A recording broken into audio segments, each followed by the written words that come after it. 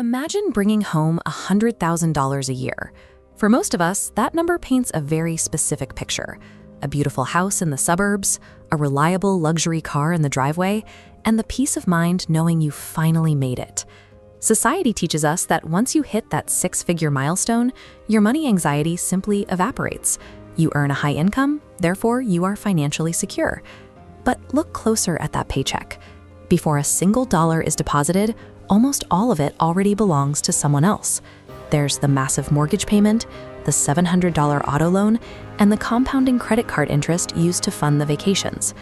Hitting the six-figure mark rarely erases a person's money problems.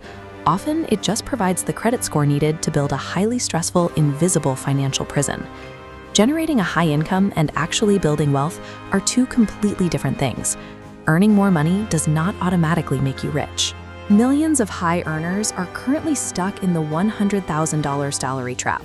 They make plenty on paper, yet live paycheck to paycheck, one missed bonus from crisis.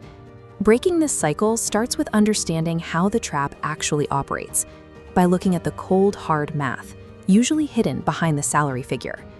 This solid green circle represents a $100,000 gross salary. When you sign an employment contract, this is the massive number you have in your head. But the gross number is an illusion. Federal taxes, state taxes, and mandatory healthcare premiums immediately slice a third of that money away before you even see it. Next, you have to pay for the baseline costs of modern living. Inflated housing costs, utilities, and groceries carve out another massive chunk of what remains. Then come the minimum payments for the debts you've already accumulated to maintain your lifestyle, the student loans that got you the job, and the car note that gets you to the office. Fixed obligations naturally scale up to consume the available space. By the end of the month, a six-figure earner is often mathematically broke, left with almost zero discretionary income to actually save or invest. So what happens when you finally get that long-awaited raise or a substantial year-end bonus? Logic says you should use it to get ahead, but human behavior dictates otherwise. Instead of banking the extra cash, the immediate reaction is to reward yourself. You trade in your car for a newer model, move to a larger house, or book a more expensive vacation. This is lifestyle inflation. It occurs when your daily expenses continually rise to perfectly match or even exceed your new level of income. It's a psychological loop. You work harder, your salary doubles over 10 years, but your checking account balance stays exactly the same. You are moving faster, but you're still running on a treadmill. You cannot out-earn bad financial habits.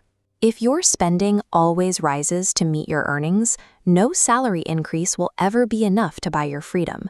Then add the pressure of social media.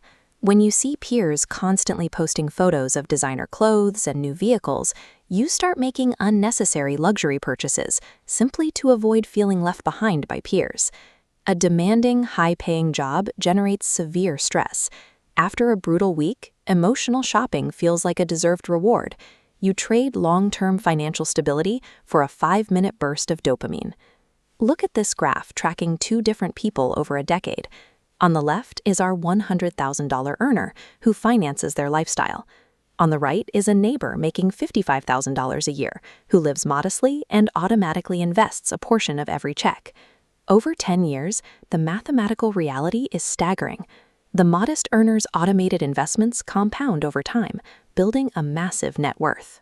Meanwhile, the high earner's graph flatlines, leaving them with nothing but depreciating assets and credit card points. True wealth has very little to do with the size of your paycheck. It relies entirely on how much of that paycheck you actually keep. Escaping the cycle requires a specific change at the point of purchase. You have to stop asking the most dangerous question in personal finance. Can I afford the monthly payment? You replace it with the only question that builds wealth. Will buying this make me richer tomorrow or poorer? This scale shows the difference.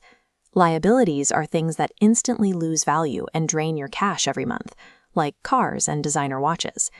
Assets are things that generate more money over time, like index funds, real estate, and stocks. Ultimately, the destination of a dollar determines its owner's future far more than the size of the initial paycheck. To guarantee your money flows the right way, you have to pay yourself first.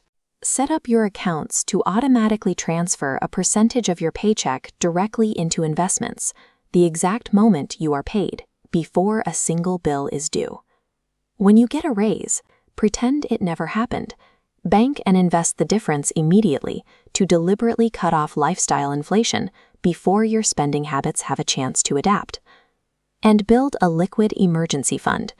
Unpredictable disasters happen to everyone. Having cash on hand ensures a broken transmission doesn't force you back into a cycle of high-interest credit card debt. We are conditioned to think wealth looks loud and flashy, but the reality is usually much quieter.